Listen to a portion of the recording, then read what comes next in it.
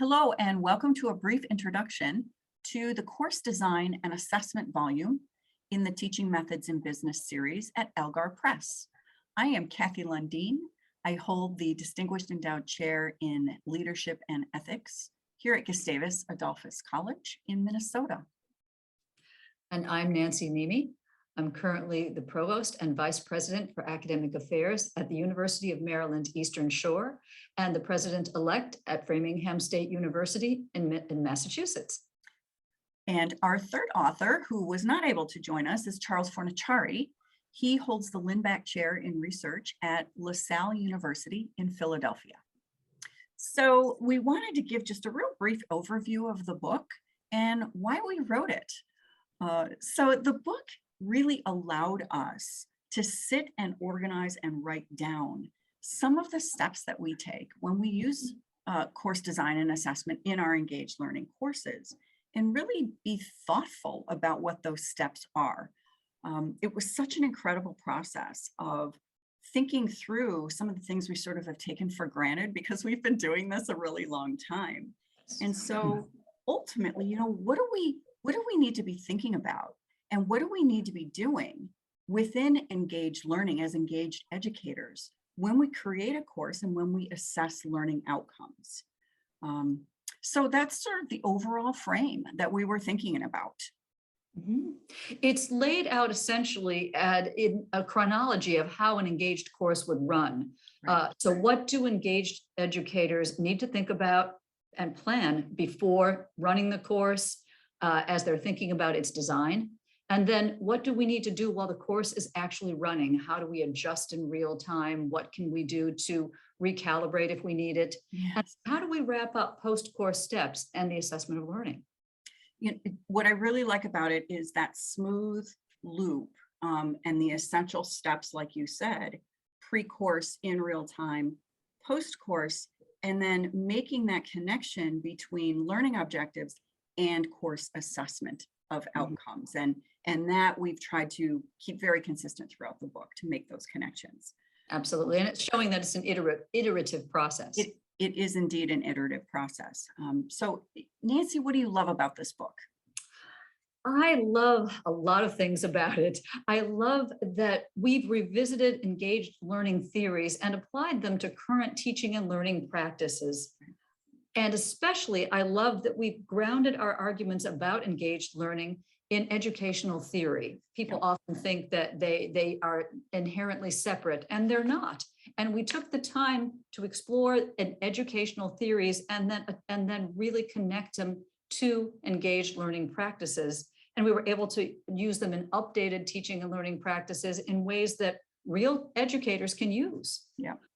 I also love that we wrote this book for business educators by taking down the wall between education with a big E, the discipline of education, and the discipline of business. So often people treat the two disciplines as separate and that they simply don't have a connection between the two when they absolutely do. And I think we've shown that in many ways to pay homage to what's excellent about both disciplines, and so that we have the best business education using really deep, thoughtful educational theories, and then made excellent practice out of it. What do you love about the book, Kathy? Well, I love the fact that it's in press. How about that? Can we say that? Yes. Yes. I love that it's realistic, and that sounds maybe redundant for a course design book, but I love that it actually takes into account the essential steps you have to create to be successful in engaged learning, but it also shares the challenges that you have to be able to work through and really think about when you're undertaking an engaged course design and then when you're wrapping up and assessing those learning outcomes. It's a commitment, and I love what you said before about putting context around engaged learning theoretically, so that you can see, readers can really see, where does this sit and what's the promise and what are the things that we need to make sure that we account for in course design and assessment.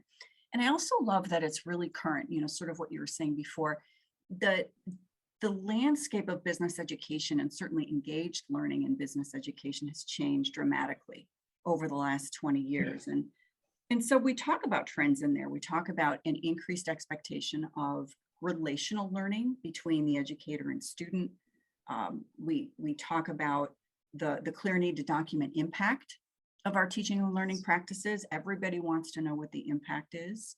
They want to measure it. Yes, and the measurement piece, you know, talking Yes. about that in terms of assessment. So things have really changed. And I think the conversation really sets the stage for that realistic assessment of what we're doing.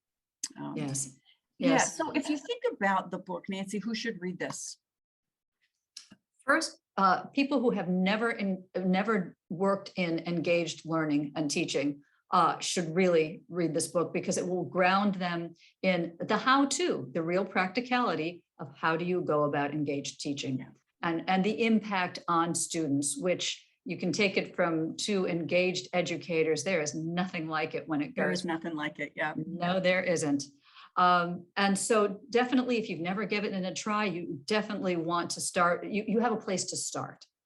But also people who have been engaged educators, have been doing this for a while. Maybe they came about their introduction to engaged learning by other means, hearing somebody talk about it, trying it just for the first time, just because they wanted to do something else and feel a different kind of pedagogy. This will give, I think, support to your practice, support to their what they think is true, to see that there are actual theories that undergird their practices, and many more practices that they could try and compare to what they do, and see if there's a better way to do something, or in fact that they've been doing something great all the time.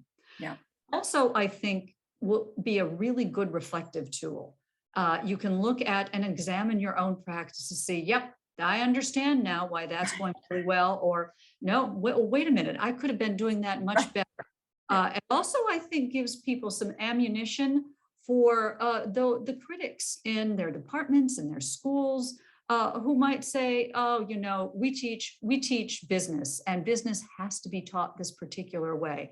Well, we've given you lots of ways to say, there are other ways to do it, and here's some evidence, and here's some tools to do it. It was such a reflective tool as we were writing. So I appreciate you bringing that up. So thank you. And I am Kathy Lundeen, and I also speak for Charles and say thanks. And I'm Nancy Niemi. Thanks for watching.